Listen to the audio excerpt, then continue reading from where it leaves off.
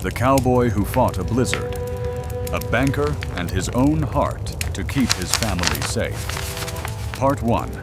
The Stranger at the Door. Before this story ends, a man will ride through a blizzard that would kill lesser men, face down a banker who owns half the territory, and sign his name to a document that will change everything he thought he wanted from this life. Stay until the last word. And if this story moves something in you, hit that like button, drop your city in the comments below, and subscribe so you never miss what comes next.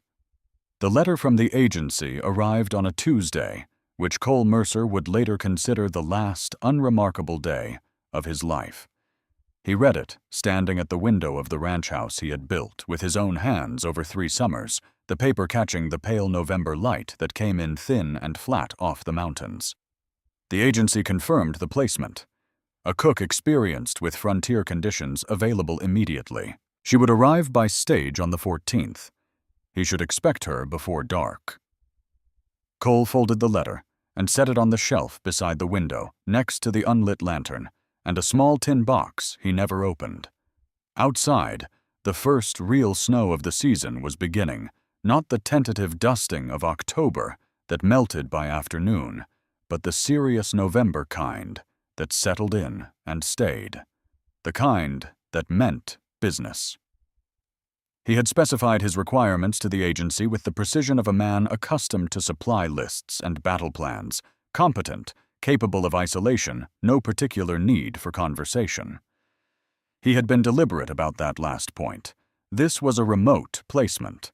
The nearest town was 20 miles of mountain road in good weather, which this was not and would not be for months. He needed someone who understood that silence was not a problem to be solved. He had not asked for company. He had asked for a cook. What he had not asked for, what no man could reasonably be expected to anticipate, was the woman who stepped down from the stage on the afternoon of the 14th with a child's hand in hers. Cole was standing on the porch when the stage came up the road. He had watched it from a quarter-mile out, the way he had learned to watch approaching things during the war, tracking it as it moved through the bare cottonwoods, cataloging what he could see before it arrived, and could no longer be watched without being seen watching.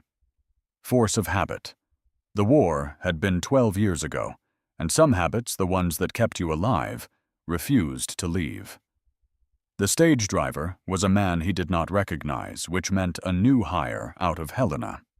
The man climbed down and called his name with the practiced efficiency of someone who made this run twice a month and had learned not to linger. Cole descended the porch steps and was halfway across the frozen yard when the stage door swung open. She emerged first.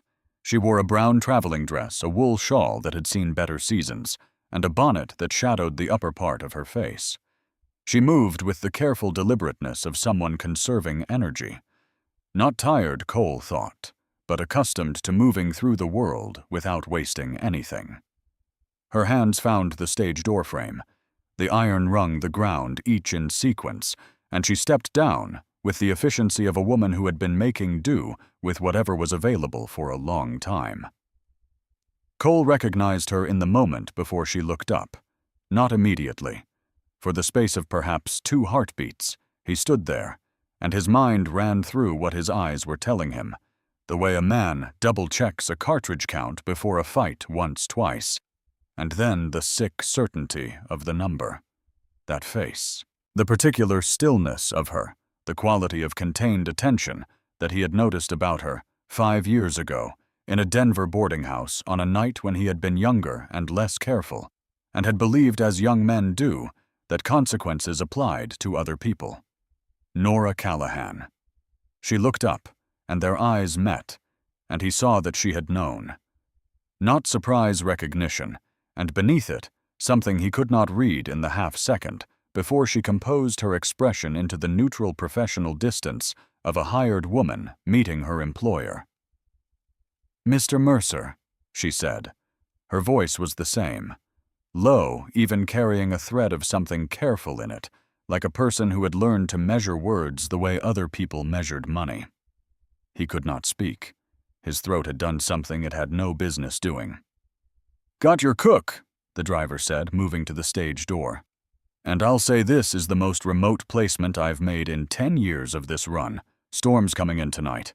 I'll need to head back before it turns." Cole was not looking at the driver. "Let me help the boy," the driver said. The world tilted. From inside the stage, the driver lifted down a child. Small, perhaps 3 years old, perhaps younger. It was difficult to tell with the layers of wool Nora had wrapped around him. The boy blinked in the bright afternoon light, his hand finding his mother's skirt with the automatic certainty of something that had done this 10,000 times. Then he turned and looked directly at Cole. The air left Cole's lungs in a single quiet rush. Gray eyes. Not the common gray of winter sky or river water, but the specific gray that Cole saw every morning in his shaving mirror, the unusual shade that his mother had called storm cloud, and that his father had called worthless, along with everything else Cole had inherited from her. The same jaw, the same slight tilt of the head when regarding something new, a habit Cole had never managed to break and had stopped trying.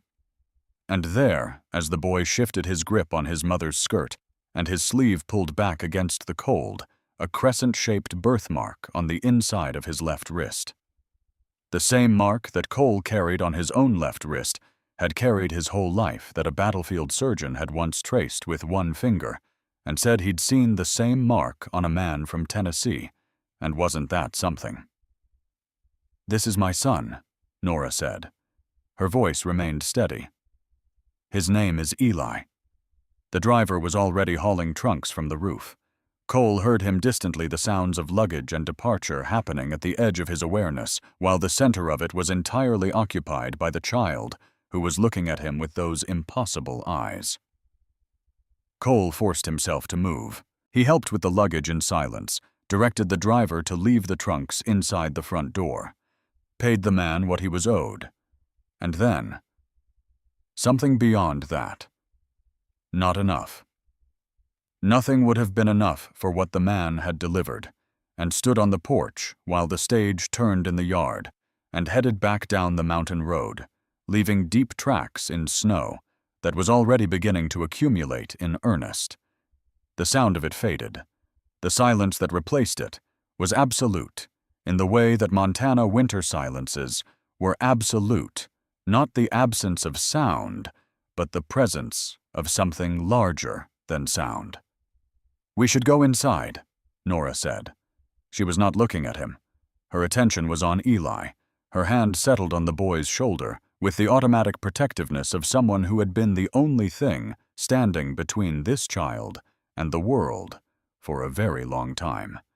"He's cold." Cole nodded. He still did not trust his voice. Inside the ranch house was what it was: functional, clean. In the way a man alone keeps a space clean, which is to say organized rather than comfortable. The large main room with its stone fireplace at one end and the kitchen area at the other. The 2 bedrooms off the back. The storage room. Cole had built it for solitude, each room sized for a single person's needs, the furniture chosen for durability rather than welcome.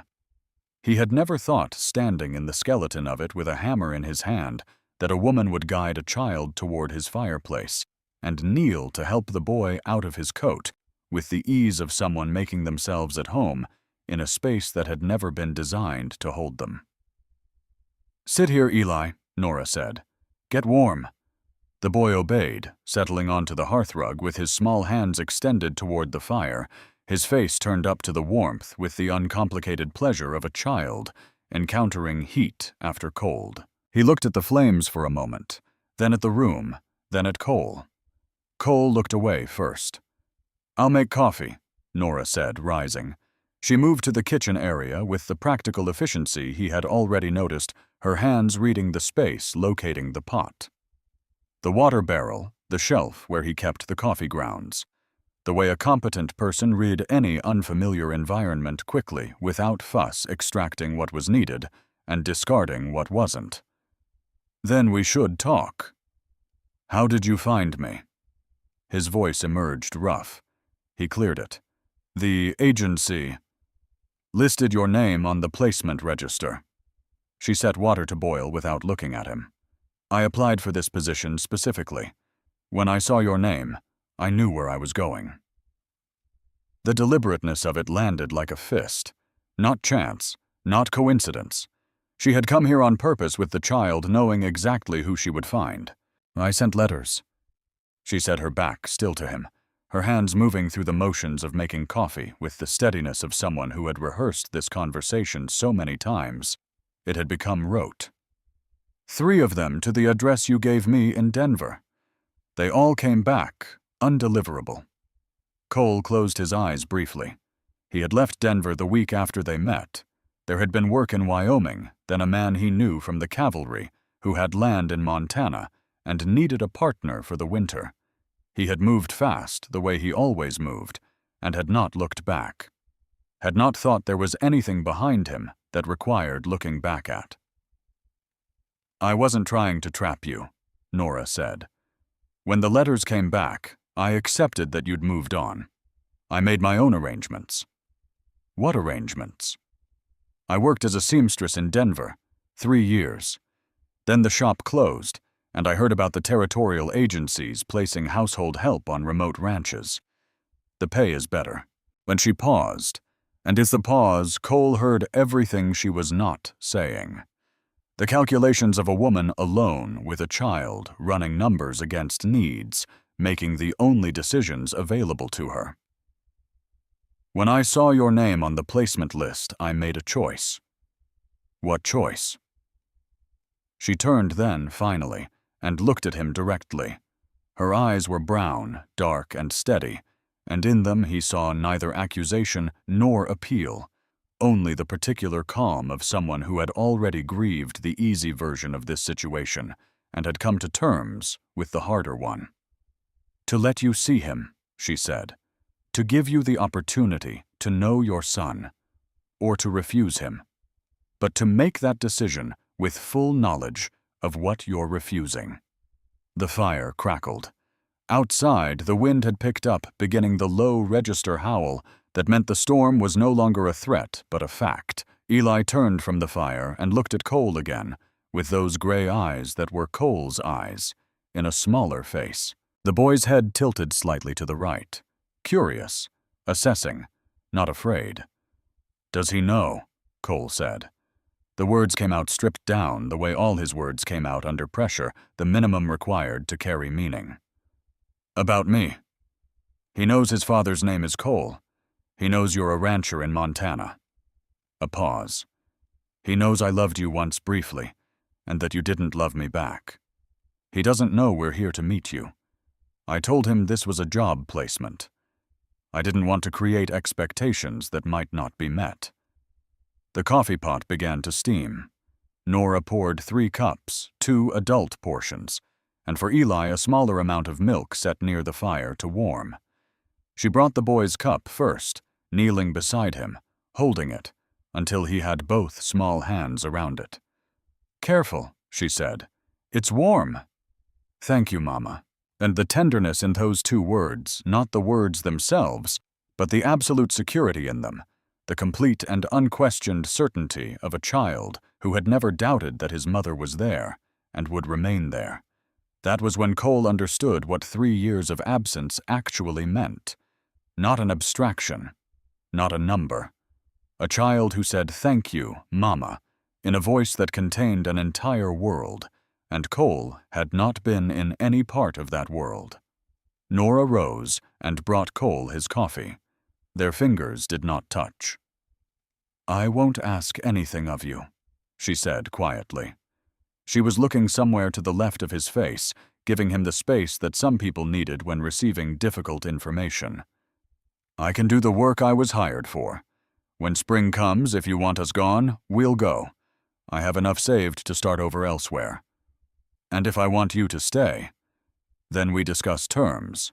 The Cole almost said something sharp, the reflexive resistance of a man who had spent 12 years arranging his life so that terms were not required.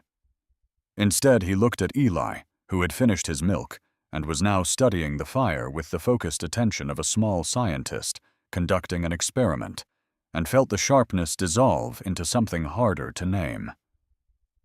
"I wasn't a good man 5 years ago," he said. I know. I thought only about what I wanted. I left without... I know that too. Not cold, just clear. I'm not asking you to be the man you were. I'm asking you to decide who you want to be now. Outside, snow struck the windows in a sound like thrown sand. The storm had arrived. The roads back to town were already closing the mountain passes, filling in with the patient thoroughness of Montana winter, which did not hurry and did not negotiate. They were here, now. All three of them. The season had decided for them what they had not yet decided for themselves. Eli looked up from the fire. He looked at his mother, then at Cole, then back at the fire, processing this new configuration of the world with the remarkable equanimity of a 3-year-old who had learned that adults arranged themselves in unpredictable patterns, and the fire remained the fire, regardless. "Mama," he said, "I'm tired." "I know, sweetheart. Long journey." She looked at Cole, then the first time she had looked at him directly for more than a second. The question in her expression was practical, not personal. "Where do we sleep?" Cole gestured toward the bedroom on the left, his mother's room unused since he had built this place furnished with a bed he had assembled and never slept in himself. "That room. The bed is narrow but solid." Nora nodded. She took Eli's hand and led him toward the bedroom. At the threshold, the boy stopped and looked back at Cole. "What's your name?" he asked. The question was simple. Children asked simple questions about fundamental things because they had not yet learned to complicate them. The answer was simple too, and enormously complicated. "Cole," he said. Eli repeated it, testing the sound. Then he turned and followed his mother into the bedroom, and the door closed, and Cole was alone in the main room with his cooling coffee and the sound of the storm and the weight of a word he had not yet let himself say. "Father." He sat with it for a long time. The storm locked them in for 4 days. Montana winters did not ask permission. The snow came down in the kind of sustained volume that reshaped the landscape. Within hours, fence lines disappeared. The barn became a dark shape, barely visible through the white, and the road to town ceased to exist as a road, and became simply another accumulation of white indistinguishable from the surrounding country. Cole had provisioned for this. He had known when he bought this land what isolation meant out here, and he had prepared accordingly enough supplies to last 2 months without resupply, enough wood, stacked against the barn wall, to heat the house through the worst of what Montana could produce. He had prepared for solitude. He had not prepared for what solitude with 2 additional people felt like. Nora Callahan moved through his kitchen with a competence that was almost unsettling. She had assessed his stores on the morning of the 2nd day, walking through the pantry and the root cellar, with the systematic attention of a woman reading a problem that needed solving, and had produced a list in her small, precise handwriting that reorganized his understanding of what he had. He had been living on the bachelor's diet of the frontier beans, salt pork, whatever he could hunt.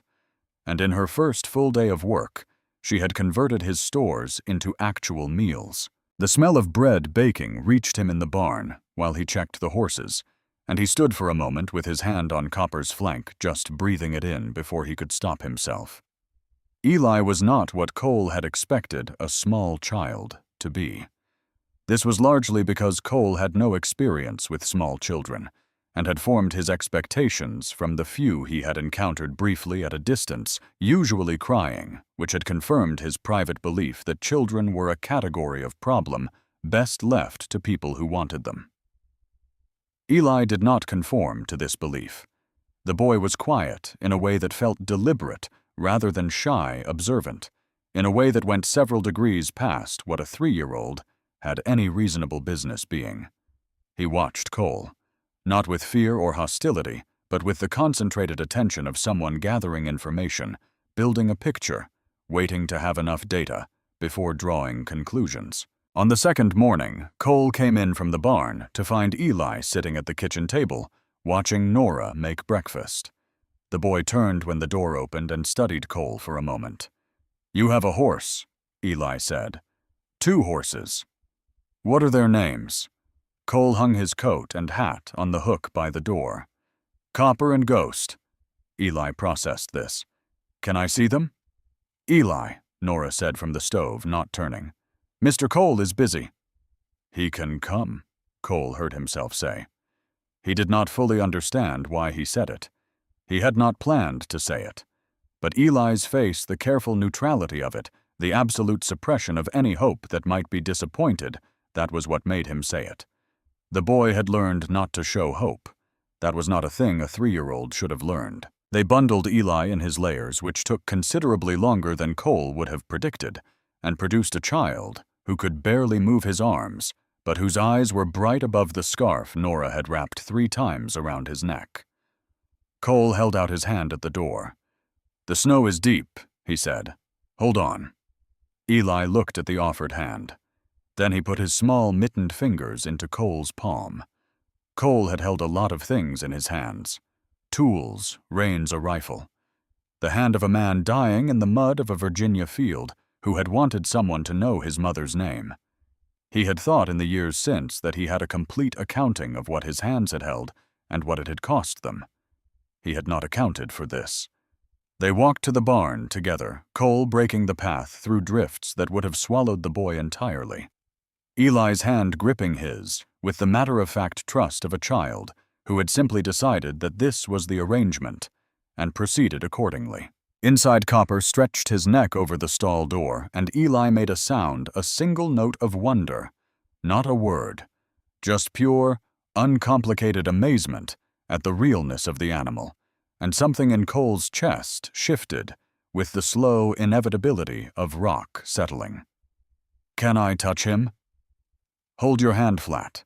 Let him smell you first. That's how horses say hello. Eli extended his hand with solemn concentration. Copper lowered his head and breathed across the boy's palm, whiskers moving against wool. Eli laughed, the first real laugh Cole had heard from him, unguarded and delighted, and nothing like the careful responses he had been producing since his arrival, and reached up to touch the horse's nose. He's warm, Eli said. Horses run hot, especially in winter. Their bodies make heat just from standing around. Like soup warms your belly. Exactly like that. Eli nodded, filing this away with visible satisfaction. He turned to Ghost's stall and repeated the introduction without being told, hand flat waiting. Ghost regarded him with the aristocratic skepticism she brought to all new acquaintances, then condescended to sniff his palm. She's deciding about you, Cole said. What's she deciding? Whether you're worth knowing. Eli looked at Ghost with the gravity of a diplomat awaiting a verdict. After a moment, the mare huffed and turned back to her hay. Cole was about to explain that this was not a rejection, Ghost simply had strong priorities, when Eli said, I think she said yes, but she's busy right now. Cole looked at the boy. That's probably right, he said. They spent an hour in the barn. Cole found the boy a smaller version of his own tools, a brush, a bucket, and put him to work with the horses in the small ways that a child could be useful, which turned out to be more ways than Cole had anticipated. Eli worked with focused determination, asking questions in his quiet voice, absorbing the answers with that unsettling attention. Why do they sleep standing up? Why is the hay yellow instead of green? Why does Copper have a different color on his legs than on his back? Cole answered each one. He had believed a man who explained things to people. He had spent most of his adult life in the company of people who already knew what they needed to know, or who learned by watching rather than asking, and he had arranged his subsequent solitude to avoid situations that required explanation. He found somewhat to his surprise that explaining things to Eli was not an imposition. The boy's questions were real questions. He wanted to know actually, not to fill silence or demonstrate interest. When Cole answered, Eli listened as if the information were going somewhere permanent. My papa, Eli said near the end of the hour, brushing Copper's flank with the small brush in slow, careful strokes. Mama says he's a rancher. Cole was checking Ghost's water. He did not turn around. She did. He has horses, too. I don't know. Which was true, and also not true, and also the only thing Cole could say that would not require him to say more than he was prepared to say. Eli was quiet for a moment. Then, "Do you think he's nice?" The question hit with precision. Cole turned the words over once, checking for the right answer, and found that there was no right answer, only the honest one, which was that he did not know that the man Nora Callahan had met 5 years ago in Denver had not been particularly nice, had been young and selfish, and entirely focused on his own passage through the world. And whether what stood in a cold Montana barn, holding a curry brush, was nicer than that man, was not something Cole could evaluate from the inside. "I think he's trying to be," Cole said. Eli accepted this with a nod. He finished brushing Copper's flank and stepped back to assess his work with the expression of a craftsman reviewing a job. "Okay," he said. "That looks good." When they came back inside stomping snow from their boots in the doorway, Nora looked up from the stove. She looked at her son first, the automatic maternal survey checking for damage, and then at Cole, and in her expression he saw something shift slightly, like a door that had been locked and was now simply closed. "Breakfast," she said. "Wash up." That evening, after Eli had been settled for sleep, Cole stayed at the table longer than he usually did. Nora was clearing the kitchen. He watched her work the practiced economy of her movements, the way she had arranged his disorganized pantry, into something logical. The small ways she had already made the space function better than it had when only he occupied it, and felt a complicated mixture of things he did not have clean language for. "You came here deliberately," he said. She did not stop moving. "Yes. And if I had turned you away, I would have done the job I was hired for until spring, and then found other work, as planned. That's all." She set down the pot she was drying and turned to look at him. "What did you expect? That I would make demands? Ask for things I spent 3 years not asking for anything from anyone, because there was no one to ask. I'm not about to start now." A pause. "I came because Eli deserves to know his father exists, not because I need something from you." "What if I want to give something?" The question surprised her. He could see it, the slight widening of her eyes before the careful composure returned. "Then you earn the right to give it," she said. "Nobody gets to walk into a child's life and hand him things. You build the ground first. You show up every day, and you're consistent, and you're honest, and you don't make promises, and then revise them when they become inconvenient." She picked up the pot again. "That's how it works." Cole turned this over. "And if I can do that, then we'll see what follows." He found to his own mild surprise that this answer did not frustrate him. He had expected to resist, had expected the old reflex of self-protection, the instinct to withdraw from situations that required sustained commitment. Instead, what he felt was something more like the sensation, before a difficult piece of work, the weight of it, the uncertainty of whether he was equal to it, and underneath both of those things, the specific quality of resolve that came from looking at a thing and deciding it was worth attempting. On the 3rd day of the storm, Eli woke early and found Cole already at the table with his coffee. The boy came out of the bedroom in his nightshirt, feet bare on the cold floor, and stopped in the doorway. They looked at each other. "Good morning," Cole said. Eli studied him for a moment, then he crossed the room with the decisive stride of a child who had made a decision and was implementing it, climbed onto the chair across from Cole and said, "Can we go see the horses again today?" "After breakfast." "Okay." Eli folded his hands on the table, the exact gesture Cole realized with a start that he himself used when sitting still, a habit he had never noticed until he saw it in miniature across a kitchen table. "Will you tell me more things about horses while we wait for Mama to wake up?" Cole looked at his son. "Yes," he said. "I will." He told him about horses, about how they communicated through the position of their ears forward, meant interested. Flat back meant danger or anger. One ear forward and one back meant listening to two things at once. About how horses remembered people not the way humans remembered. With narrative and context, but with a kind of emotional memory. They knew safety from threat, kindness, from harshness, with an accuracy that had nothing to do with words. About how Copper had come to him half wild from a rancher in Wyoming who had broken horses the old way, which was to say badly, and had taken 2 years to learn that not every human hand meant pain. Eli listened to all of it without interrupting, asking only 3 questions, each one precise, each one aimed at something he actually needed to know rather than something he simply wanted to say. When Nora emerged from the bedroom, she found them at the table, her son with his chin in his hands, watching Cole with the expression of a student encountering a subject he had not known he wanted to study. Cole with his coffee grown cold and forgotten, talking about horses with the focused attention of a man who had only just discovered that explaining things to someone who genuinely wanted to know was a different enterprise than he had assumed. She stood in the doorway for a moment before either of them noticed her.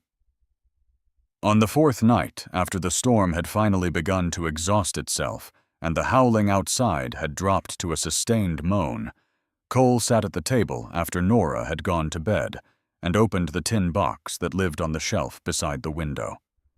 Inside was a letter, 12 pages written in his own handwriting over the course of 2 years, addressed to a man who had been dead for 18 months. His father, Thomas Mercer, who had ranched land in eastern Montana and believed that love was a weakness and sentiment, was for people who had not yet understood how the world worked and who had died of a stroke in the spring of last year, without ever reading the letter, because Cole had never sent it, and had now gone past the point where sending was possible. The letter said a great deal. It said things that Cole had needed to say for 41 years, and had never managed to say to the man's face. It said, "I wanted to be someone you were proud of, and I spent most of my life trying to become that person, and I don't know if I got there, and I needed you to tell me, and you never did." He did not read it tonight. He sat with the box open, the folded pages visible, and thought about Eli asking in the barn whether his father was nice. He thought about the answer he had given. "I think he's trying to be." He thought about whether trying was enough. He thought about the fact that his own father had never tried, had not perhaps known that trying was an option, had learned his particular coldness from somewhere, and had passed it forward. The way men passed forward everything, the good and the terrible together. And Cole had spent 12 years in this territory, trying to outrun that inheritance. He had not considered until now that outrunning something and choosing something different were not the same action. He closed the box. Outside, the storm was finally running out of strength. The howling dropped further, became a sigh, became silence. In the east bedroom, Nora Callahan and Eli slept the deep sleep of people who had traveled far and arrived somewhere and had not yet decided whether to call it a destination. Cole sat at the table in the darkness of the quieted storm and thought about the specific feeling of a 3-year-old's hand in his, the trust in it, the complete, unconsidered certainty of it, and felt something he had not felt since before the war. Purpose. Not the military kind assigned by someone else and removable. His own kind, the kind that grew from the inside. He did not sleep for a long time. When he did, he dreamed of open country. On the morning of the 5th day, the snow had stopped, and the sky was the particular blue that follows a major storm, hard and clear, and high, the kind of sky that made the mountains look closer than they were, their white peaks reflecting light so brilliantly it hurt to look at them directly. Cole woke before dawn, dressed, and went out to clear the barn door which had drifted in overnight. He was halfway through the job when the house door opened, and Eli appeared on the porch, bundled to the point of immobility, face barely visible above the scarf. "Can I help?" Eli called. Cole straightened. He looked at the boy, then at the shovel in his hands, then back at the boy. He crossed the yard and found a smaller shovel, the one he used for the stalls, and brought it back. He handed it to Eli, who received it with both hands, and the gravity of a soldier accepting a weapon. "Copy what I do," Cole said. "Small amounts. Don't rush." "Okay." They worked in silence for an hour, the only sounds the scrape of metal on packed snow and the occasional shift of wind through the bare cottonwoods. Eli's shovel moved approximately 1/10 of what Cole's moved with each stroke, but the boy applied himself with complete seriousness, never stopping, never complaining, pausing only to check that he was matching Cole's technique before returning to the work. "You're a hard worker," Cole said. Eli did not look up from his shoveling. "Mama says honest work is nothing to be ashamed of. She says some people think they're too good for hard work, but those people don't understand how things actually get done." "Your mama is right." A pause. The shovels scraped. "Cole," Eli said. "Yes." "When I'm bigger, can I help you with the horses? Not just visiting, actually helping. Like work." Cole stopped shoveling. He looked at the boy, at the seriousness of his small face, the earnestness of the question, the complete absence of anything calculated in it. Eli was not asking for reassurance or angling for a promise. He was asking a logistical question about the future, in the same tone he used to ask about the horse's ears or why snow fell from the sky. The question assumed a future in which Eli was here, bigger still, asking Cole questions, still working beside him. A future that stretched past this winter into seasons Cole had not imagined. He felt the weight of that future settle on him. Not crushing, solid. "When you're bigger," Cole said, "I'll teach you everything I know." Eli nodded with the satisfaction of someone who has received a complete and reliable answer. "Okay," he said, and went back to shoveling. They finished the barn door together and went inside to find Nora at the stove, the smell of bacon and coffee reaching them the moment the door opened. She looked up as they entered. At her son first the automatic maternal inventory, and then at Cole, and he saw in her expression something that was not yet trust, but was the thing that preceded trust, the willingness to consider it. "Wash up," she said. "Both of you." Cole washed up at the basin. He looked at his face in the small mirror above it, the face he had been looking at for 41 years, which looked back at him now with the same gray eyes he had seen in a 3-year-old boy the previous afternoon, and thought, "You have no idea what you're doing." This was true. He had no idea what he was doing. He was doing it anyway. He dried his hands and went to the table and sat down, and Eli climbed into the chair across from him, with the ease of a child who had been sitting across from Cole at this table his entire life, which was to say, 4 days, which was also to say something Cole did not yet have language for. Nora set plates in front of them both. "Eat," she said. They ate. Outside, the storm-cleaned Montana sky held the early sun in a hard blue grip, and the snow on the mountains blazed white and cold and extraordinary, and somewhere under 20 miles of drifted road was a world that did not yet know what had changed. It would find out. Everything that was coming would arrive in its own time. For now, there was coffee and a fire, and the sound of a child asking questions about horses to a man who was learning late and imperfectly, and with the specific stubbornness of someone who had been told he was incapable of certain things, and had decided to find out for himself what it meant to stay. End of Part 1. Word count approximately 7,100 words. Part 2. The Weight of Staying. 3 weeks into the Montana winter, the ranch had taken on the particular rhythm of a place inhabited by people who had stopped negotiating their arrangement and started simply living it. Cole noticed the change the way you noticed most fundamental things, not in a single moment, but in accumulation. The way snow built up on a fence rail, each flake individually weightless, until the rail bowed under something substantial.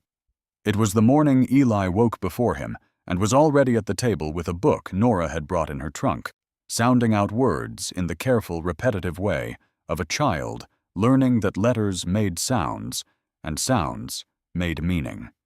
It was the evening Nora rearranged the kitchen shelves, and Cole found himself irritated by the change for approximately 30 seconds before realizing that her arrangement made more sense than his. It was the way Eli had begun calling him Cole without the preceding Mr., and the way Cole had not corrected it, and the way neither of them had marked the moment when this happened. The tin box stayed on its shelf. Cole looked at it sometimes in the evenings after the other two had gone to bed. He did not open it. On a Monday morning in the 4th week, Nora found it.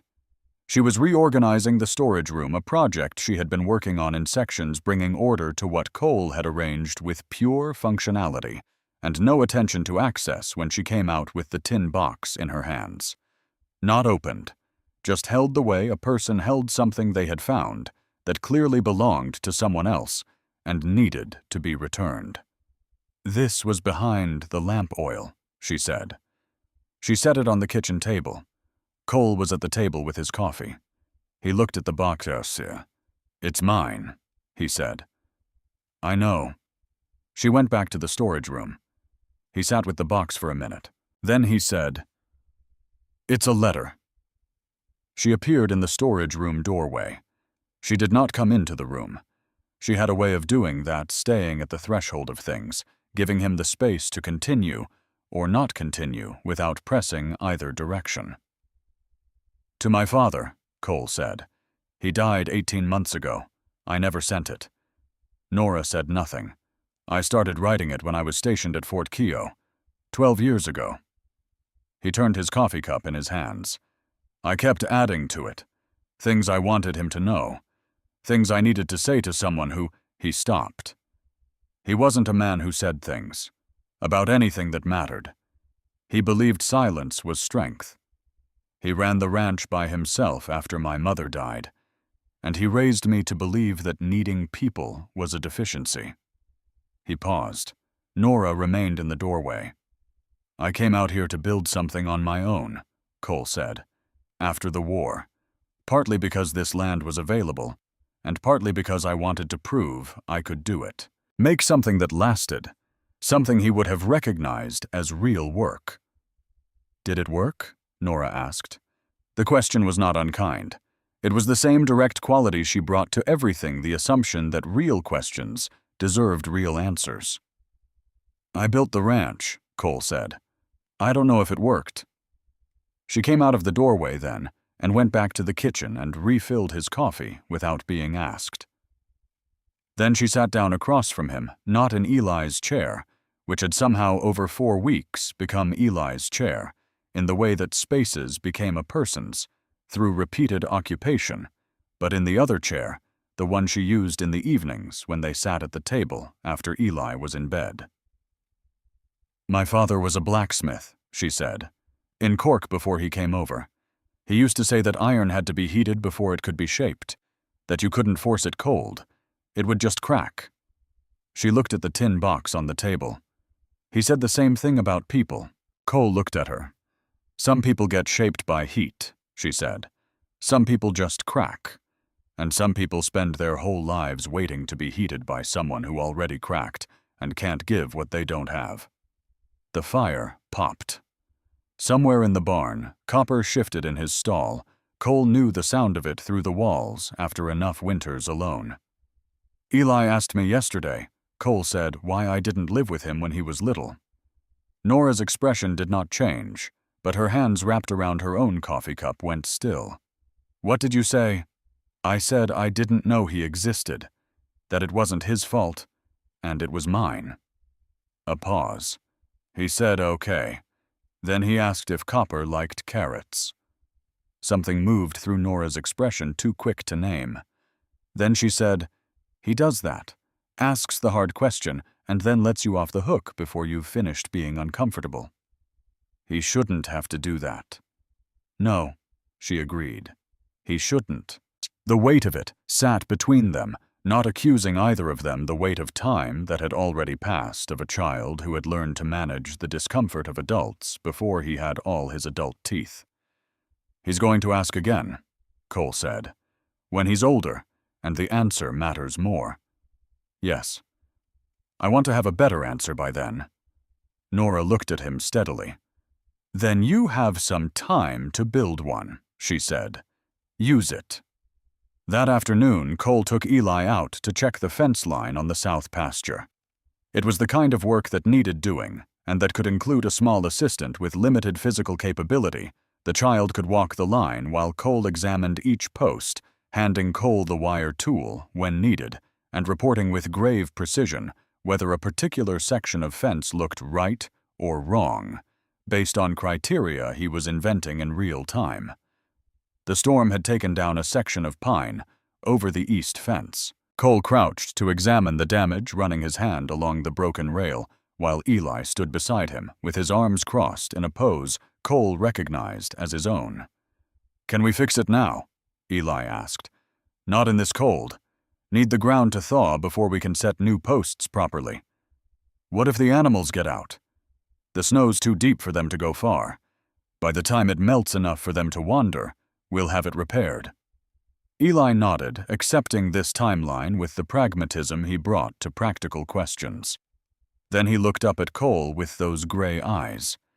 His eyes Cole still had to remind himself still felt the mild vertigo of looking at himself in a face 40 years younger, and said, What was your papa like? Cole straightened up slowly. He thought about the easy answer, a version that was technically true, but incomplete, the kind of answer adults gave children to close a topic without lying. He considered it for the length of time it took to put the wire tool back in his coat pocket. Then he said, he was a man who worked very hard and didn't know how to say the things he felt. Eli absorbed this. Did he love you? I think he did, in the way he knew how. But not the way you wanted. Cole looked at the boy, 3 years old. 3 years old, and sitting in a field of broken fence in a Montana winter, asking questions that a battlefield chaplain would have hesitated to raise. No, Cole said. Not the way I wanted. Eli was quiet for a moment. Then he said with the complete simplicity of a child who had not yet learned that some truths required careful wrapping, I'm going to love you the way you want. Cole said nothing for a long moment. The wind moved through the bare trees at the fence line. The mountains stood above the valley in the afternoon light, white and enormous, and indifferent, and magnificent. Okay, Cole said finally. His voice was level. He had made a point of keeping it level. Okay, Eli agreed, and turned to walk back toward the house, apparently having concluded the emotional portion of the afternoon and moved on to whatever came next. Cole stood at the broken fence for a moment longer. Then he followed his son home. The letter from Douglas Holt arrived on a Wednesday, 3 days later. Cole found it in the mail that Pratt, the hardware merchant who ran the post office out of his front room, had included in the supply delivery a service Pratt provided twice a month during winter, bundling mail with goods for the remote ranches that could not get to town. It was a thick envelope, the paper of a quality that announced money before the words on it did. The return address was the First Territorial Bank of Helena. Cole read it standing at the window in the fading afternoon light. The letter was written in the measured language of a man accustomed to legal documents, each sentence clear, each clause precise, nothing that could be misread or later denied. It said in summary, Douglas Holt, president of First Territorial Bank and managing director of Holt Land Holdings, had reason to believe that Nora Callahan, formerly of Denver, Colorado, was currently residing in the Montana Territory. He was inquiring as to her whereabouts in order to facilitate a conversation regarding her son, Eli Callahan, whose welfare Mr. Holt took a significant interest in, given his prior relationship with Miss Callahan, and the obligations that, in his view, attached to that prior relationship. It did not threaten.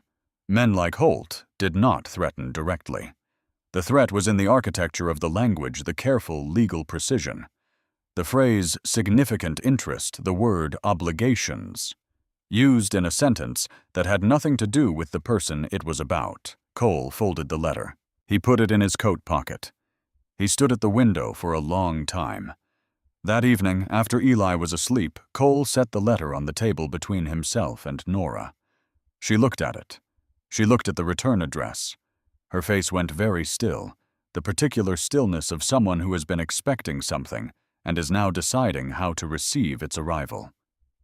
"You know who this is," Cole said. "Yes." "Tell me." She wrapped both hands around her coffee cup. "I was engaged to Douglas Holt for 8 months, 3 years before I met you. He was 32, I was 23. He was a bank officer's son with connections and money, and a way of making you feel that being chosen by him was an honor." She paused. "I was the daughter of a blacksmith from County Cork. I thought I was very fortunate." "What happened?" "My father died in the autumn. He left debts. Not large ones, but enough. Douglas came to me the week after the funeral and explained very carefully that his family had certain expectations regarding the financial standing of a wife, and that my circumstances had changed in ways that made the match unsuitable." She said it without inflection, the way you reported the facts of a thing that had happened so long ago. The pain of it had been converted into simple information. He was very civil about it, very clear. There was no argument to make. "And when you found out you were pregnant, with Eli, you didn't go to him." "I would have gone to work in a factory before I went to Douglas Holt." Her voice had a quality in it now, not anger exactly, but the cold undercurrent beneath controlled composure. "He left me because I wasn't wealthy enough to be worth keeping. He will want Eli because a son is a different kind of asset. I know exactly what he wants, and it is not Eli's welfare." Cole turned the letter over in his hands. "He says prior relationship and obligations. He would say that. It costs him nothing, and it builds a record. If this goes to a territorial court, he wants documentation that he attempted to address the situation through proper channels before—" She stopped. "Before what?" "Before using those channels to take him." Cole set the letter on the table. He flattened it with one hand, the gesture he used when he needed to think clearly about something difficult, the physical act of making something still while the mind worked. "He can do that," Nora said. "He has money and connections, and he is very good at making courts understand things the way he wants them understood. I left Denver because I heard he was asking about me. I thought Montana was far enough." A pause, and in it a quality Cole recognized as the specific exhaustion of a person who has been running for a long time and is trying to decide if they have enough left to run again. "I'm sorry. I should have told you before I came here. I didn't want you to. I thought if I just—" "Nora." She stopped. "You are not apologizing to me for bringing your son somewhere safe," Cole said. "That is not a thing that requires an apology." She looked at him. "He is not taking Eli," Cole said. This was not a declaration of bravado. It was what it sounded like, a statement of fact about the future, delivered by a man who had made a decision and was informing the relevant parties. "That is not going to happen. You can't simply— It's not Cole, he has the law." "The law moves through people," Cole said. "People can be influenced in a number of ways, and not all of them favor a banker from Helena who has never set foot on this land or spent a day in this territory doing anything useful." He looked at the letter. "I have a former cavalry captain who sits on the territorial council. I have a lawyer in Missoula who has opposed Holt's bank interests in 3 land disputes and won 2 of them. And I have the advantage of being here, and being the child's father on record." Nora went very still. "I am," Cole said. "His father. Whatever else I have or haven't been, that is what I am. and it is documented as such in any accounting I will let stand." He watched her process this, watched the particular journey of her expression from wariness through something uncertain and fragile to something he did not have a word for yet. She was a woman who had stopped expecting things. Learning to expect again was not quick work. "You'd fight him," she said. "I'd win," Cole said. "That's the important part." A sound from the bedroom, Eli shifting in sleep, one of the small sounds of a child turning over that Cole had learned to distinguish from waking in the weeks he had spent listening to the house at night. They both went still until it settled. "He came to Denver twice after I left," Nora said quietly. "The second time he brought a lawyer, not to threaten, to document, to establish that he had made attempts, that I had been uncooperative, that the situation was unsettled." She looked at her hands. "He is patient. He plans ahead. He will not send a letter and then wait for a reply. He will already have the next step prepared." Cole thought about this, about the specific character of the threat, not impulsive, not angry, but deliberate. The way a chess player threatened. Not with the piece in your hand, but with the one you hadn't looked at yet. "Then we need to move first," Cole said.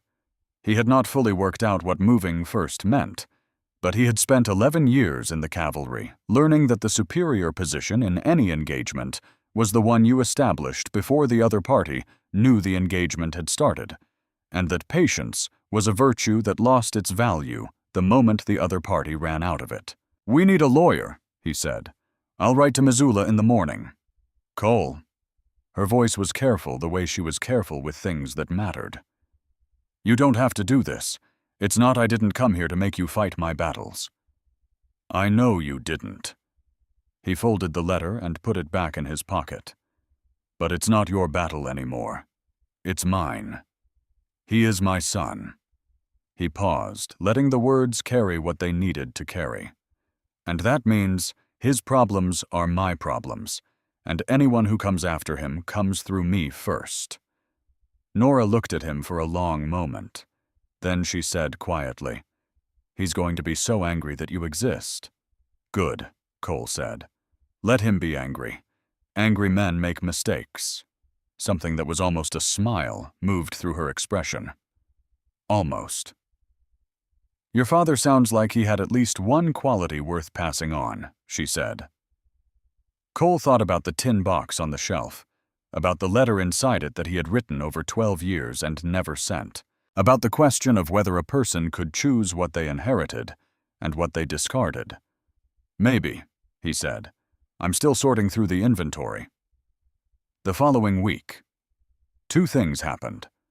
The first was that Cole wrote to his lawyer in Missoula, a man named Aldrich, who had the particular combination of principles and pragmatism that made a frontier lawyer worth the fee.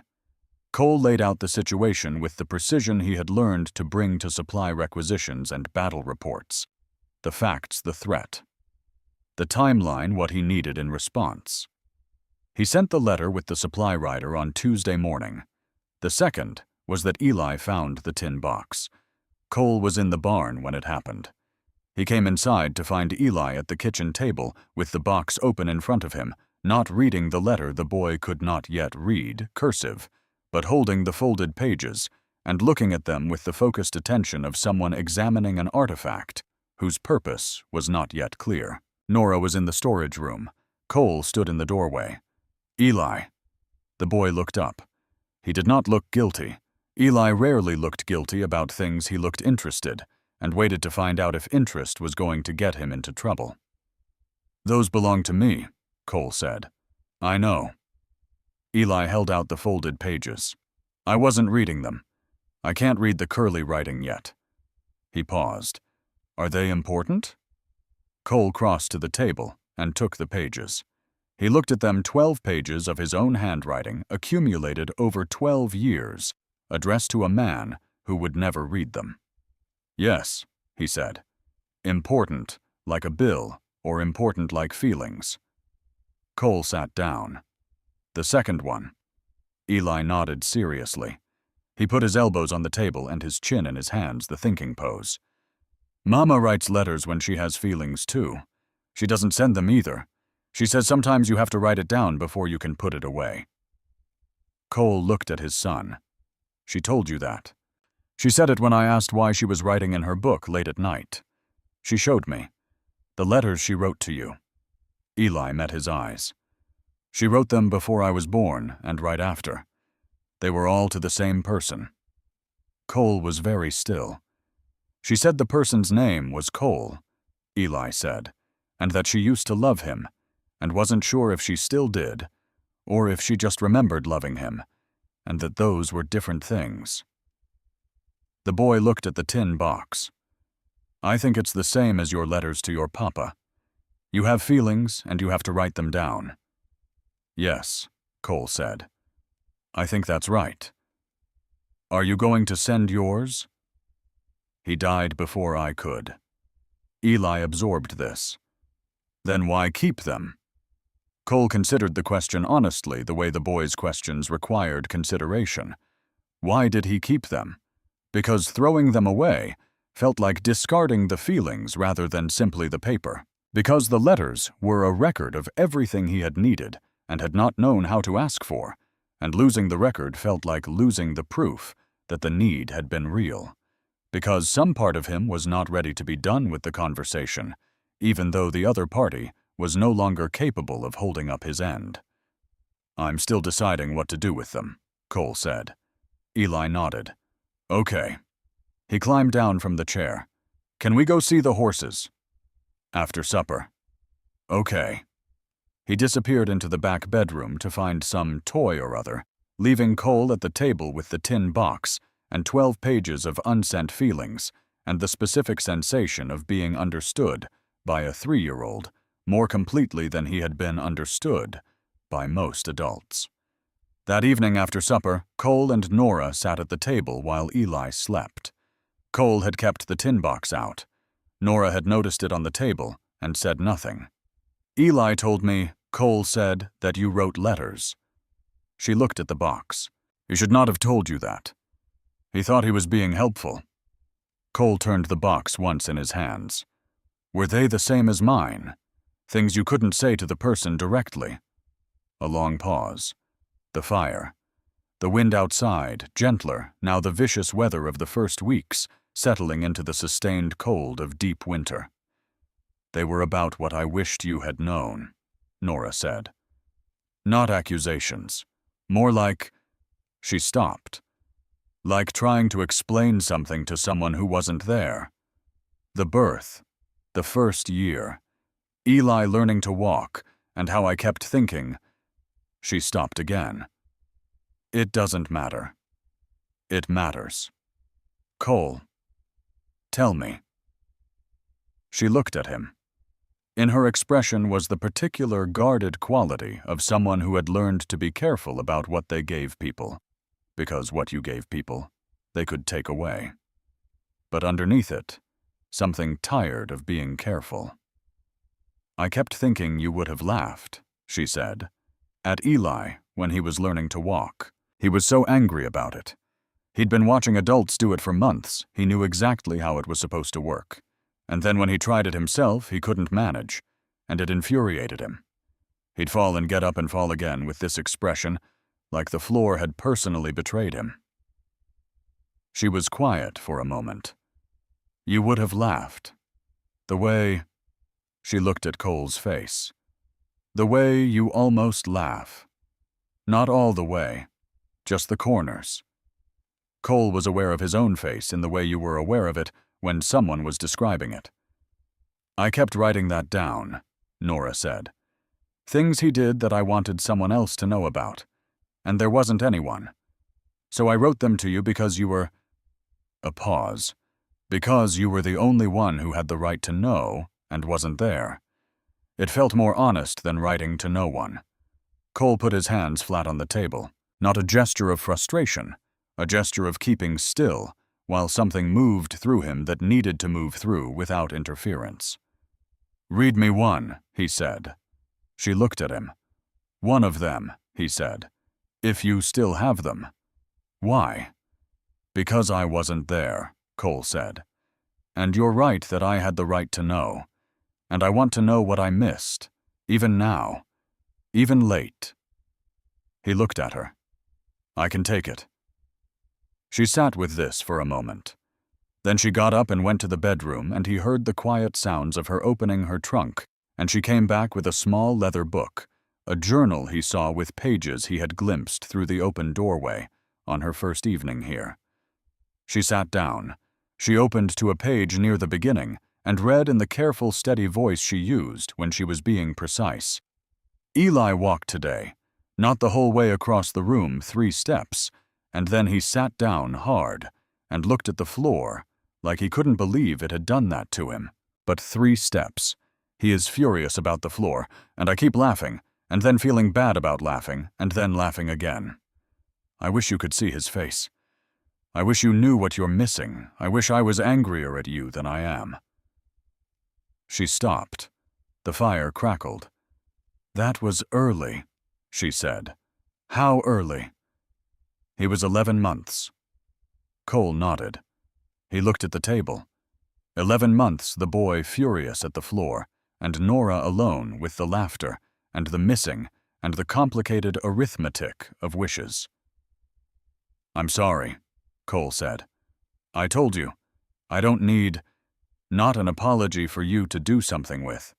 Just, He looked at her. I'm sorry. That he had 3 steps and a furious face, and you were alone with it. I'm sorry I was somewhere else being someone who didn't know this was happening. Nora looked at the journal in her hands. He did it again 2 days later, she said. 4 steps. Time. He fell and looked at the floor exactly the same way, like it was a different floor, and it had done the same treacherous thing. What did you do? I sat down on the floor with him, level with him. So we were both on the floor together. She looked up. He stopped being angry. He thought it was a game. Cole looked at the woman across his table, who had raised his son alone and written letters to someone who wasn't there, and sat on the floor so a furious child would not feel alone in his falling. He thought about his father's letter in the tin box here, about what he had needed and had not been given, about the specific loneliness of a child who falls and looks up and finds no one sitting on the floor with them. He is not going to write a letter like that, Cole said. Not quite to Nora, to the room, to the fire, to whatever part of the arrangement of things was listening. Nora looked at him. Like the one in your box, she asked. Yes. She closed her journal. No, she agreed. He isn't. They sat in the quiet for a while. The wind was low outside the deep winter, having settled into its long-term patterns, consistent and cold, without the drama of the early storms. Somewhere in the barn, Copper shifted. In the bedroom, Eli made the small sounds of a child deeply asleep. Cole, Nora said. He looked up. I came here to let you see him. To give you the choice I told you about. She folded her hands on the journal, the gesture he had come to recognize as her preparing to say something carefully. I did not come here with, I am not asking you for anything beyond what we agreed. I know. But I need to know. She started again. You are building something here. With him. I can see it. And it matters more than I know how to say that you're doing it. A pause.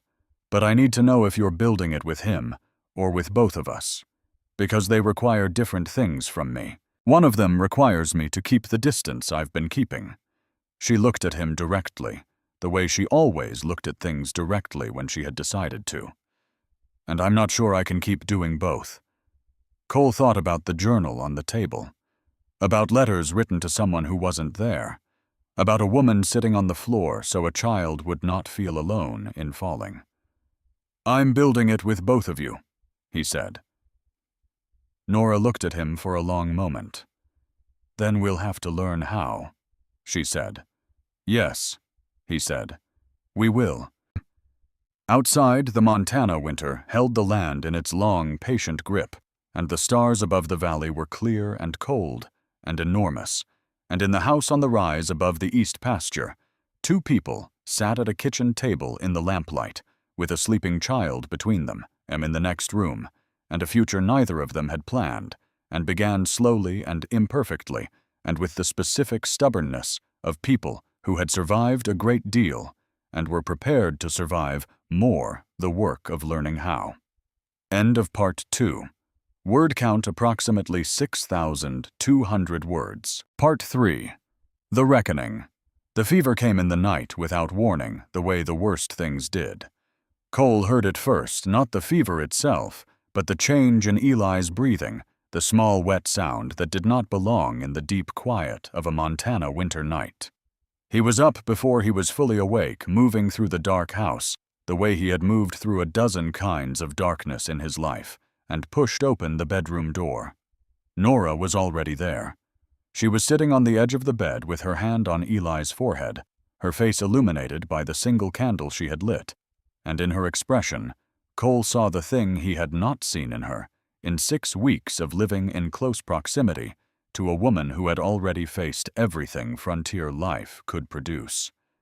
Fear. Real fear. The kind that had no performance in it. "He's burning," she said quietly. It came on fast. He was fine at supper.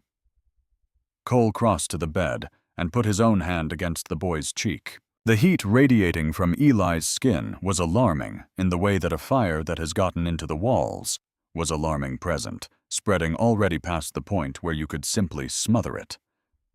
Eli's eyes fluttered open when Cole's hand touched him. "Cold," the boy said. His voice had gone rough and unfamiliar, stripped of its usual precise quality. "Mama, I'm cold." "I know, sweetheart." Nora drew the blanket higher. Her hands were steady. Her face was not. "You have a fever. We're going to help it." Cole straightened and went to the kitchen.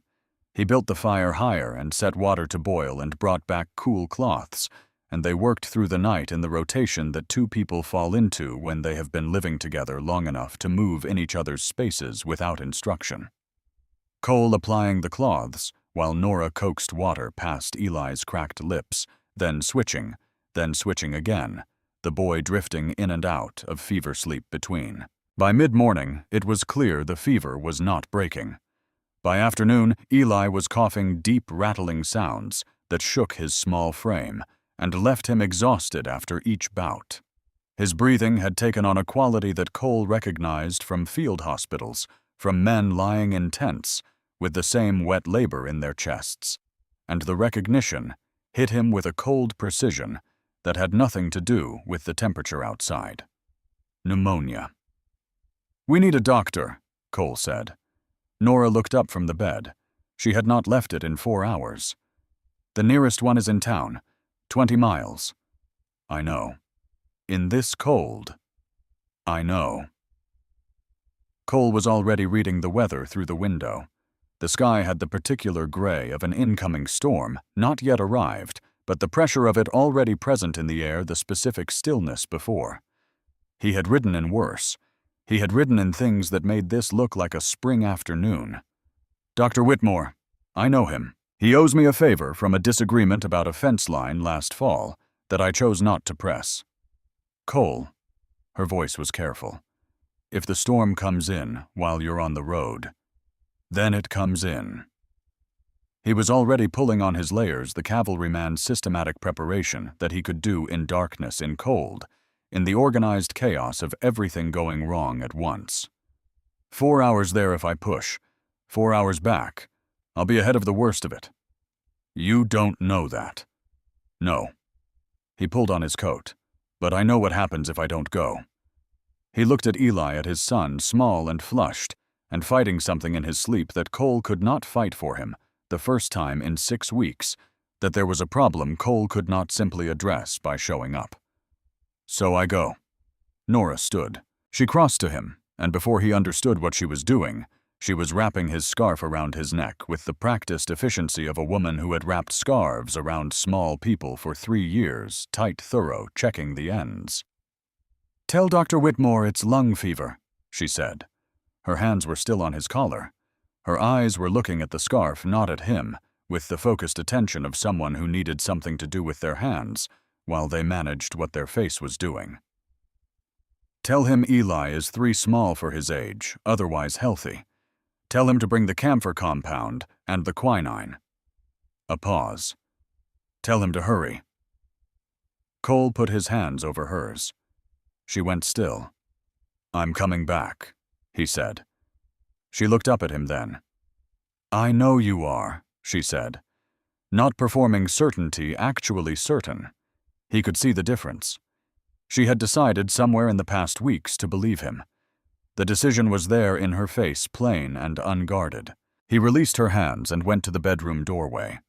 Eli was awake barely, his eyes unfocused, his breath coming in the shallow, labored way that made Cole's chest tighten with something that had no military equivalent.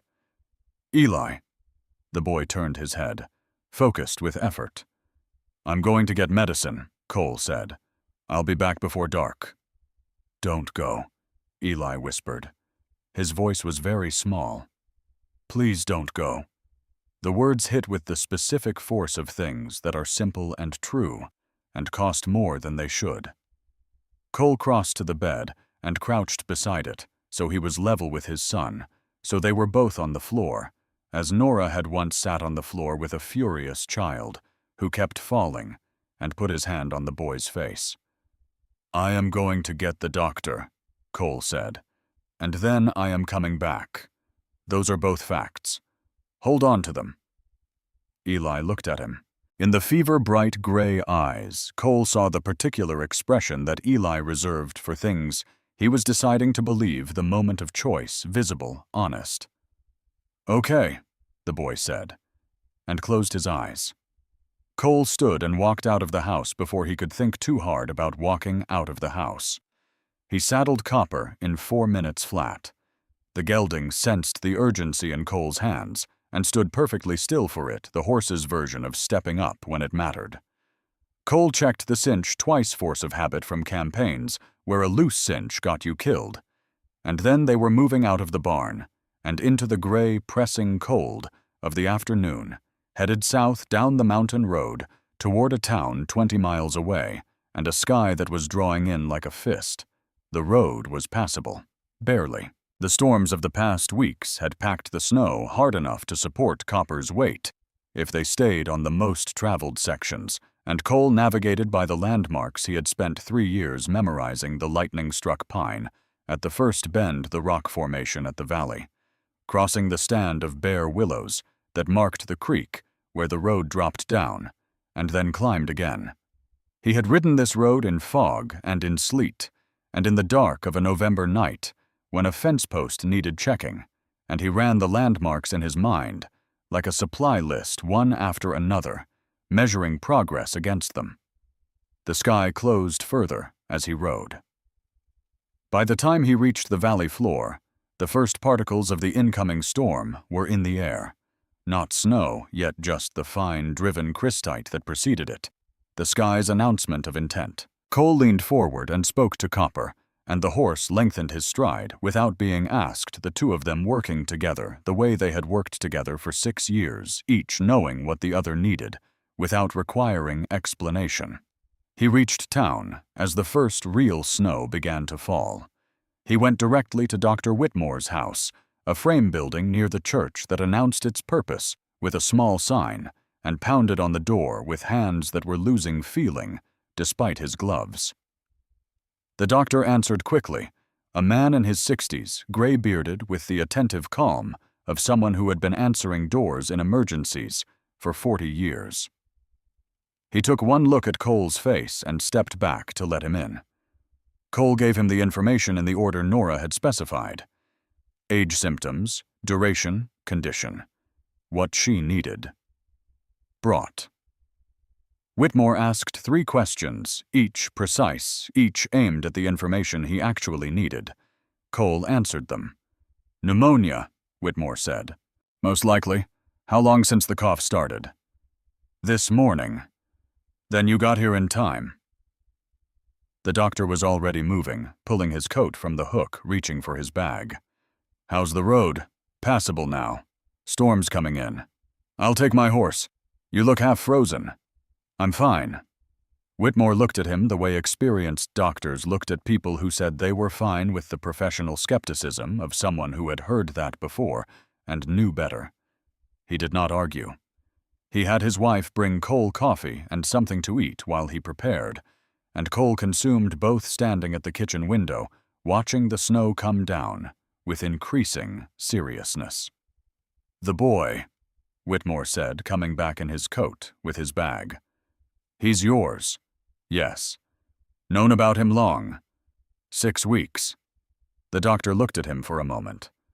Long enough, he said, and went to saddle his horse. They rode back in the mounting storm, Cole leading the way, Whitmore following on his sturdy bay that had made this particular emergency circuit enough times to know the shape of it.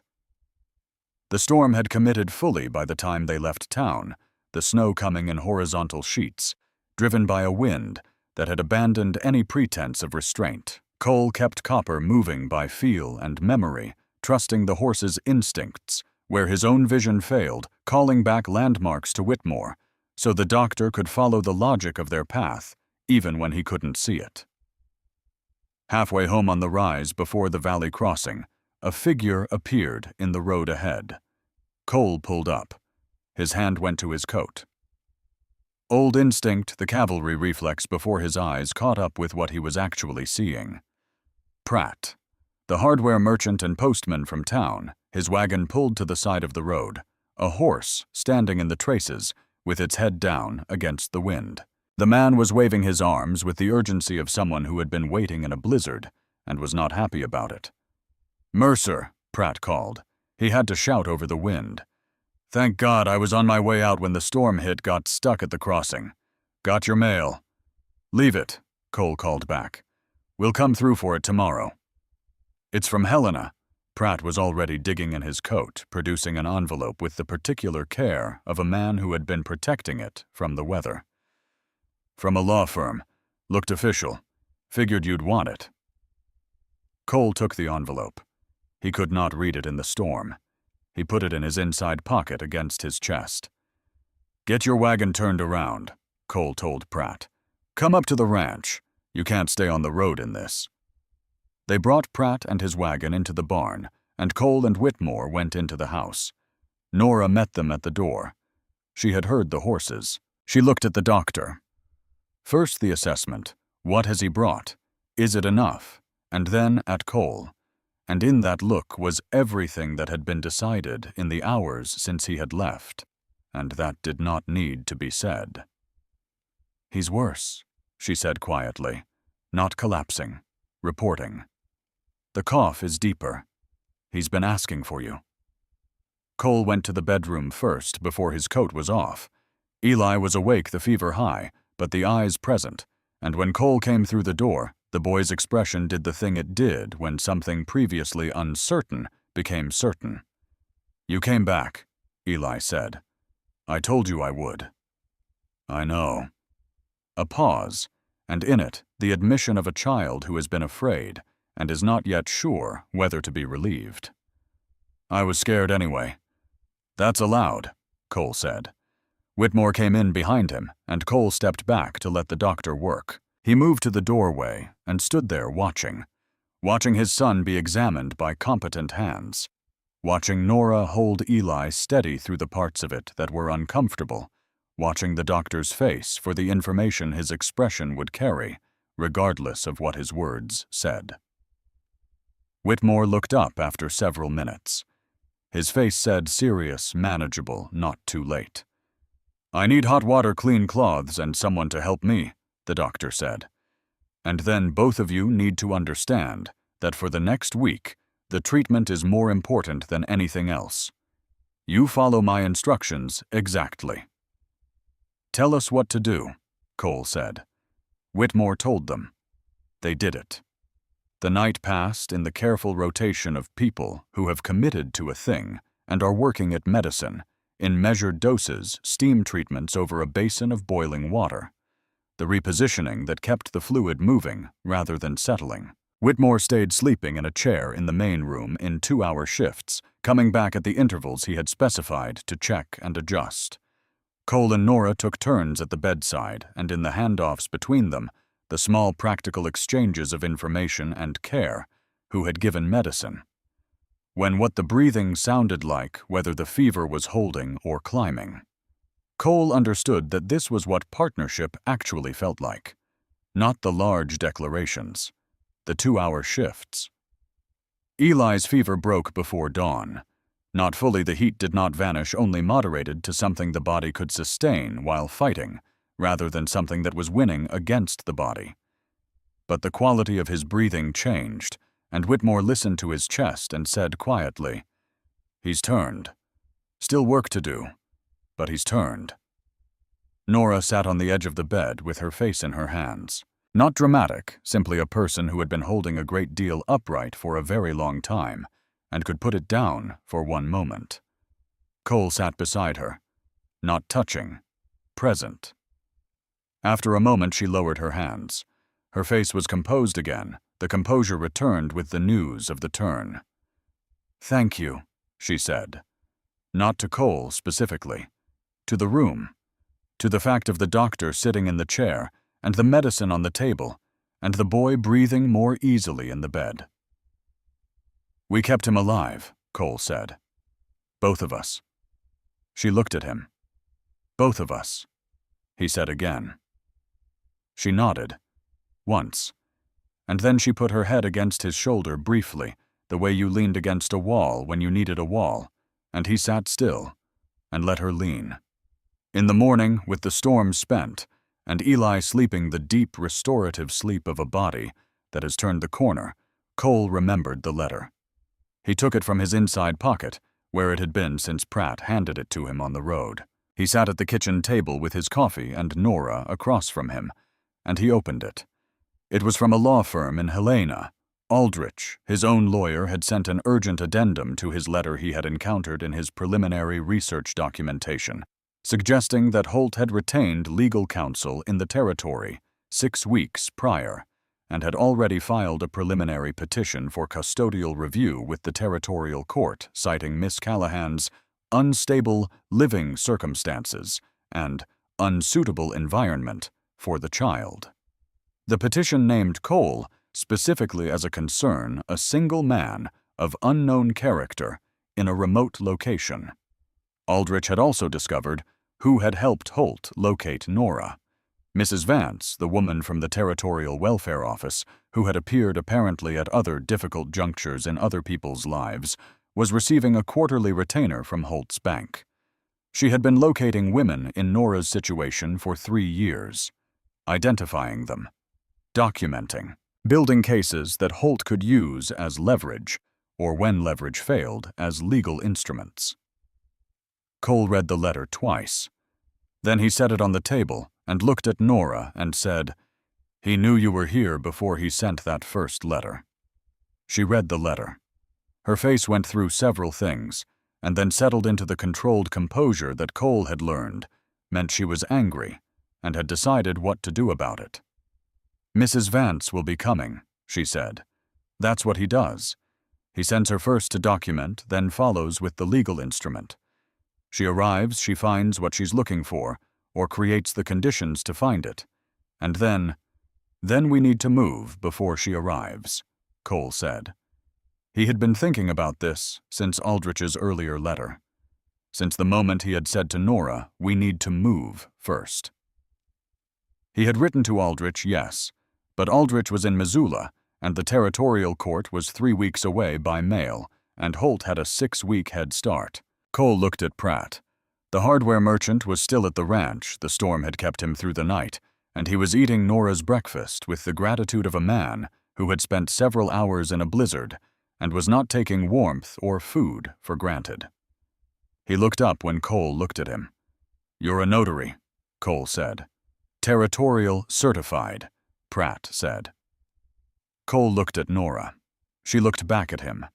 In her expression was the recognition of what he was asking, not the easy version, the one you came to after careful courtship and long consideration, but the real version, the one you came to in a kitchen, in a Montana winter, with a sick child in the next room and a banker's lawyer somewhere on the road. "I'm asking you to marry me," Cole said. Not a declaration, a question with the plain directness of a man who had learned in 6 weeks that this woman required plainness and directness and could not be moved by anything less. Not because of Holt, or not only because of Holt. He put his hands flat on the table. "Because I am your son's father, and I want to be your husband, and I've been circling around that fact for 6 weeks while I tried to earn the right to say it, and I'm out of time to circle." Nora looked at him. "I'm not a man who—" He stopped, started again. "I have spent my whole life being careful about what I said I wanted, because wanting things seemed like a way to lose them. My father taught me that." He looked at the tin box on the shelf. "I am done with that lesson." He looked back at her. "I want you. I want Eli. I want this." He gestured a small gesture that meant the kitchen and the fire, and the sound of Whitmore in the next room, and the smell of Nora's coffee, and all of it, the accumulated weight of 6 weeks of a life he had not planned, and could not now imagine surrendering. "All of this.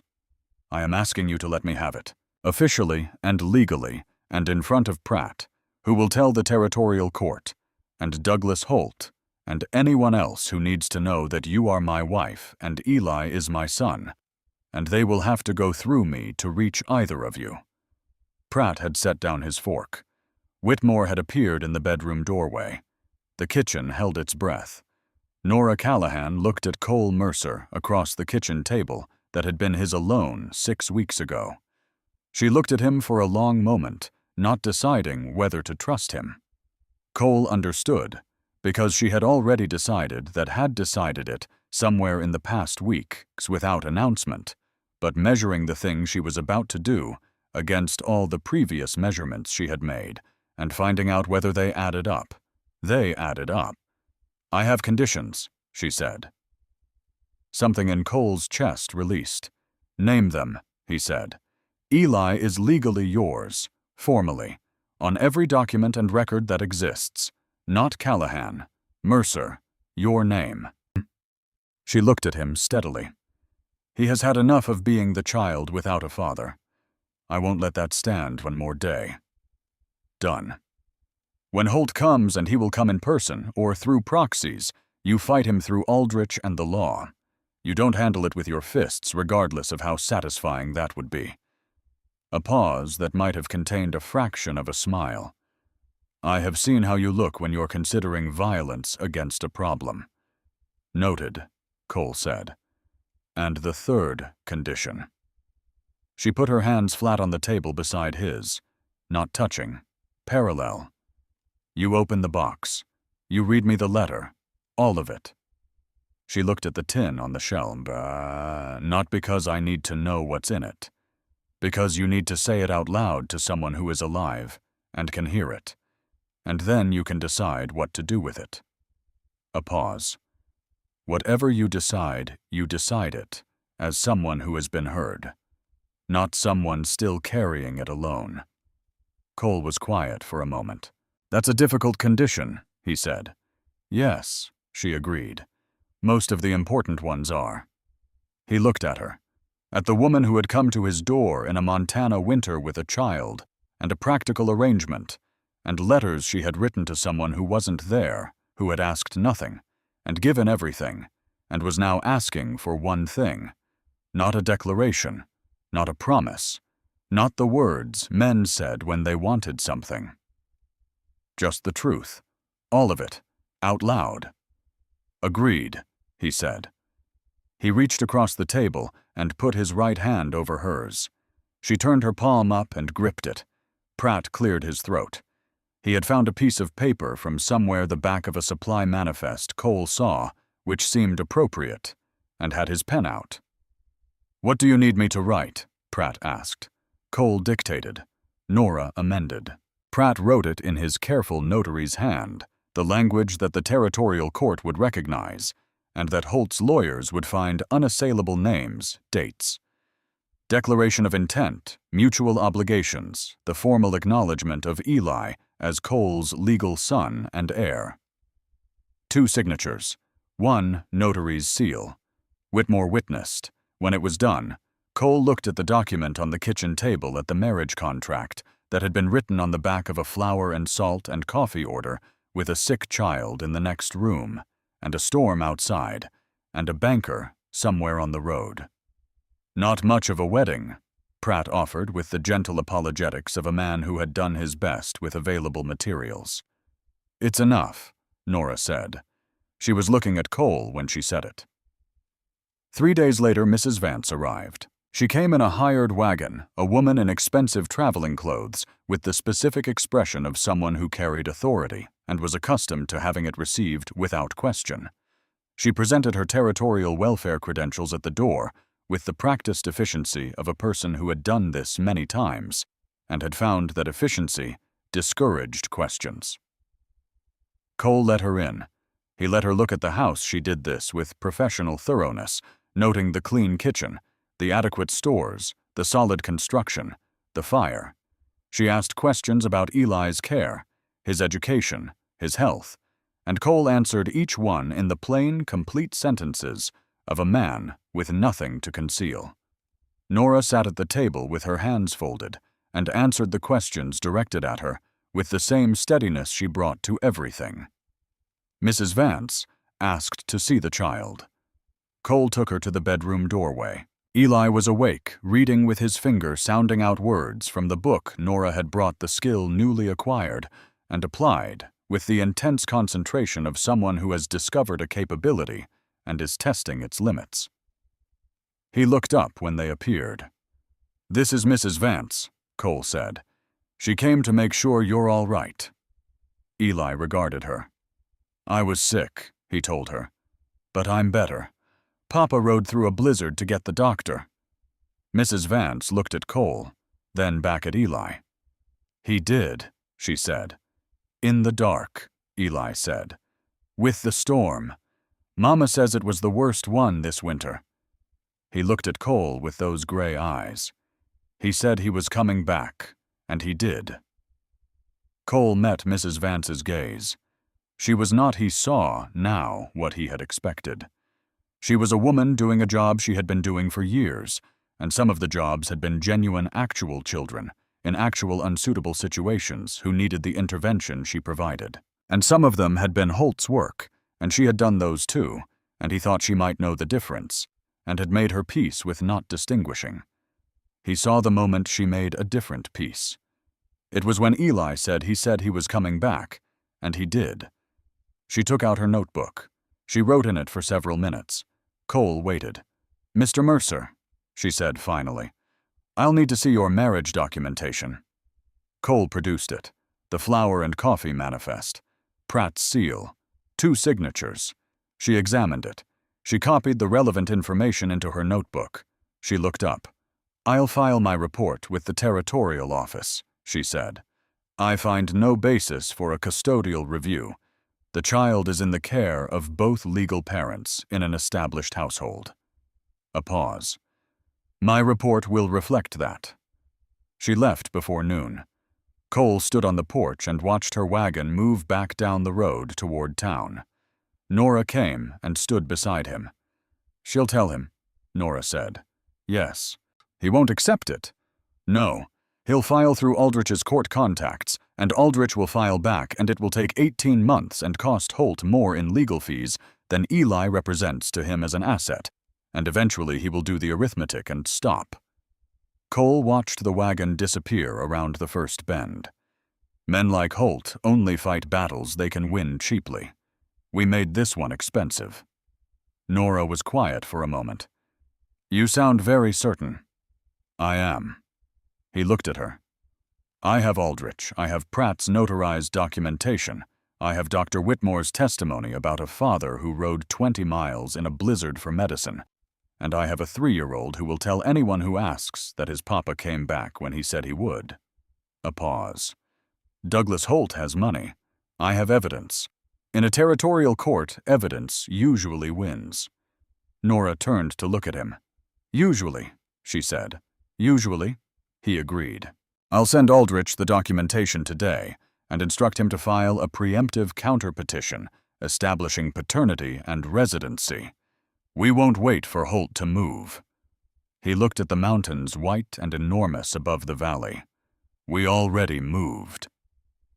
That evening, after Eli had eaten broth and been persuaded back to sleep by a combination of Cole's horse stories and Nora's complete refusal to negotiate past 8 o'clock. Cole took the tin box from the shelf. Nora was at the table. She looked at the box when he sat down with it. She said nothing. Cole opened it. He unfolded the pages, 12 of them. 12 years of accumulated sentences, the letter he had been writing to his father since Fort Keogh, and had never sent, and could no longer send. He smoothed them on the table. He looked at his own handwriting across years, the early script more careful and formal, the later passages looser, more direct, the handwriting of a man who had given up trying to make it look like something, and had simply written. He read. He read all of it, not performing it, not editing as he went, but reading it the way you read something true, straight through, letting it be what it was. He read about the man his father had been, the specific silences, the work ethic that was real and impressive, and was also a way of not being present for the people the work was supposed to be for. He read about the war and what it had done, and the particular loneliness of coming home to a man who had no language for what coming home meant. He read about buying this land, and why the part he had told Nora, and the part beneath it, the part that said, I wanted you to see something I made with my own hands, and tell me it was worth making. And you never did. And now you can't. And the last page, the one he had written the week his father died, which said, I think you did love me. I think you loved me the way you knew how, which was the way you had been taught, which was not much, and not gentle, and never said out loud. I think the man who taught you had been taught the same way, and that somewhere back there is the first man who chose this instead of something else, and I will never know who he was, or what made him choose it. I only know that I am the last one who will make that choice. Whatever I have, whatever I give, it will not look like this. That is what I can promise. Not to you. You are beyond promises. To whoever comes after me. He set the last page down. The fire was low. Nora had not moved. Cole looked at the letter, all 12 pages of it, the accumulated weight of 41 years of needing something from someone who could not provide it. He was a hard man, Cole said. He worked hard, and he believed hard work was the only thing that mattered. He was not cruel. He was just absent from anything that wasn't the work. He paused. I built this ranch to show him. He died before I could show him, and I've been sitting with that for 18 months. Nora said, what did you want him to say? If he had come and seen it? Cole thought about this honestly. That it was real, he said. That what I made was real and worth making. That I had... He stopped. The word he needed was the one he had never been given, and had spent 4 decades learning to live without. That I had done well. Nora looked at him across the table. You rode through a blizzard in the dark for your son, she said. You signed your name to a document to protect him. You learned how to talk to him about horses and floors and fathers and hard questions. She paused. Cole, you have done well. He sat with that for a moment. Let it land where it needed to land, in the place that had been empty for 41 years, and was now being asked to hold something. It could hold it. He found to his own mild surprise that it could. He picked up the letter. All 12 pages. He held them over the lamp and let the flame catch the edge of the last page, watched it take the fire moving up through 12 years of sentences through forts and campaigns and ranch winters and all the accumulated wanting, and he held it steady until the heat reached his fingers, and then he set it in the fireplace and watched it go. It did not feel like loss. It felt like he had been carrying something heavy for a very long time and had set it down. Not because it hadn't mattered. Because it had mattered so much that it had earned this, the full weight of it, acknowledged, witnessed, and then released. The fire took the last of it. Nora reached across the table and put her hand over his. He turned his palm up and held it. Spring came, the way Montana springs came. Not a single arrival, but a long negotiation. The snow retreating and returning, the temperature dropping back to winter 1 week, and then advancing 2 weeks forward, the land thawing and refreezing and thawing again until one morning it simply stayed thawed. Douglas Holt filed a counter-petition in March. Aldrich filed back in April. By May, when the first grass was pushing through the south pasture, Holt's lawyers had communicated through the careful language of legal correspondence that their client had decided not to pursue the matter further at this time. Aldrich read this as what it was, the calculation of a man who had determined that the cost exceeded the value. Cole read Aldrich's letter at the kitchen table and set it down and said nothing because there was nothing that required saying. Nora read it after him. She folded it in half and set it on the shelf beside the window in the space where the tin box had lived. Eli, who had been watching both of them from across the table with the attentiveness of a child who understood that important things were happening, said, "Is it over?" "The letter part," Cole said. "Yes." "The other part." "You mean, are we staying here?" Eli nodded. "We're staying," Cole said. "This is our home." Eli considered this for a moment, with the gravity of a boy turning over something fundamental. Then he said, "Can I learn to ride Copper this spring?" "You can start on Ghost," Cole said. "She's more patient." "I thought she was particular." "She is. She's particular about people being ready. When she decides you're ready, she'll be the best teacher you've had." Cole looked at his son. "She decided about me when I was 11. Took 2 months." Eli looked at the barn through the window with the expression of someone accepting a challenge. "Okay," he said. 2 months. And the wedding, the real wedding, as Eli called it, distinguishing it from the kitchen table version, with the flower manifest, happened in September. Cole had offered the full ceremony in town, the preacher and the guests, and the thing done properly. Nora had declined the town preacher and accepted Dr. Whitmore instead on the grounds that Whitmore had already witnessed the most important part of it and deserved to see the conclusion. She had made her own dress a deep blue that Cole would remember for the rest of his life as the color of the September Montana sky in late afternoon. They stood in the yard of the ranch in the September light, with the mountains behind them going gold on their upper slopes, and the creek making its sound in the cottonwoods and Pratt and Whitmore, and a handful of neighboring ranchers who had ridden out for it, and Eli standing between them in new boots that were already scuffed, because Eli had been in the barn that morning. "I've been told," Whitmore said with the particular tone of a man choosing his words for the record, "that there is already a marriage contract on file with the territorial court, which means what we are doing here today is largely ceremonial. I have also been told that it is not less important for being ceremonial." He looked between them. "I would agree." He said the things that were said at these occasions. Cole and Nora said the things that were said back. But the moment Cole would keep the one that settled in him permanently, the way certain moments settled and stayed, was not the vows. It was after. When Whitmore had finished, and the neighbors were beginning the kind of congratulatory conversation that required a man to shake hands repeatedly, Cole felt a small hand take his. Eli had moved between them and taken both their hands, Cole's right hand and Nora's left, and stood there holding them with the complete satisfaction of a child who has arranged things the way they are supposed to be and is pleased with the result.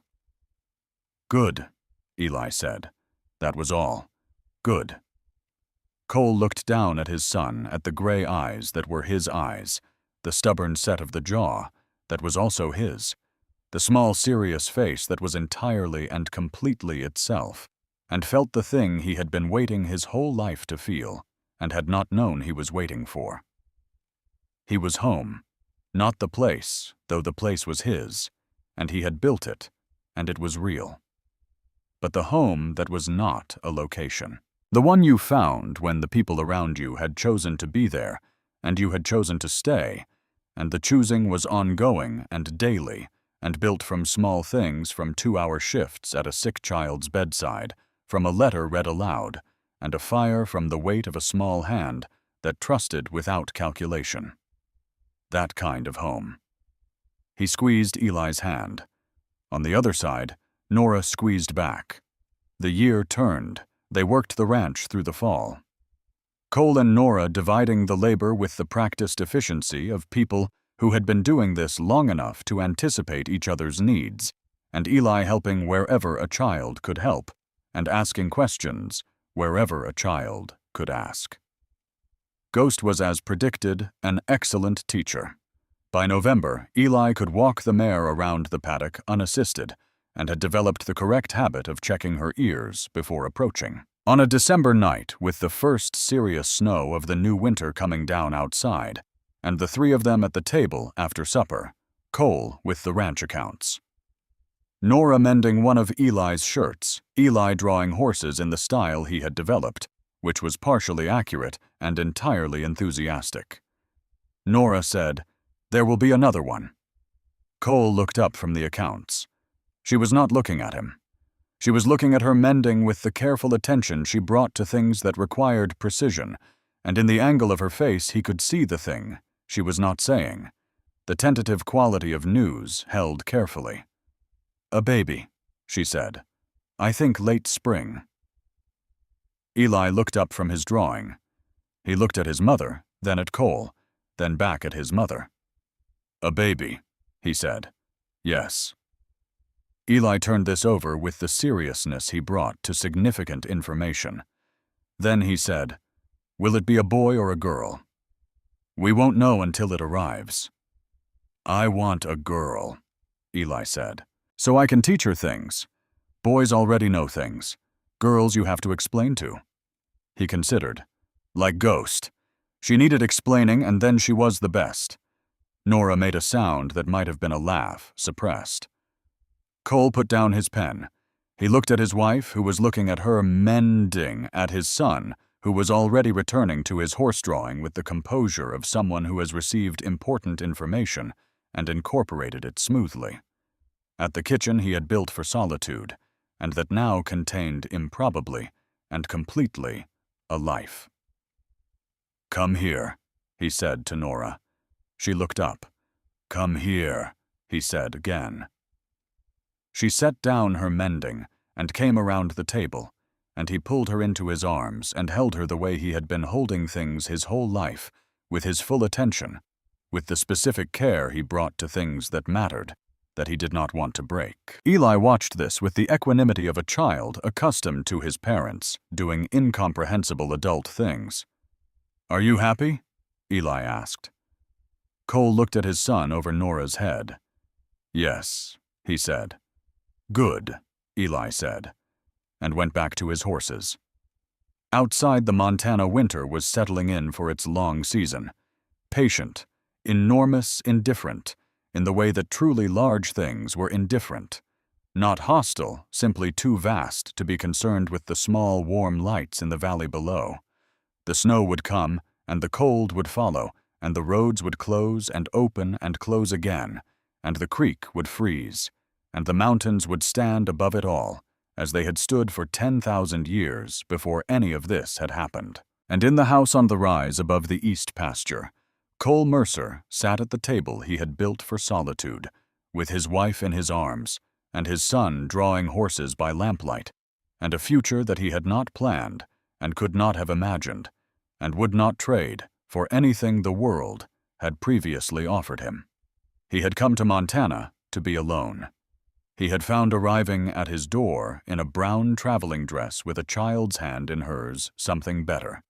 Not the life he had arranged. The life that had chosen him, and that he had finally late with all the imperfection of a man who had taken too long to understand what he needed, chosen back. The lamp burned. The snow fell. The mountains held their watch. Cole Mercer, for the first time in as long as he could remember, was exactly where he was supposed to be. End of Part 3. Word count approximately 800 words.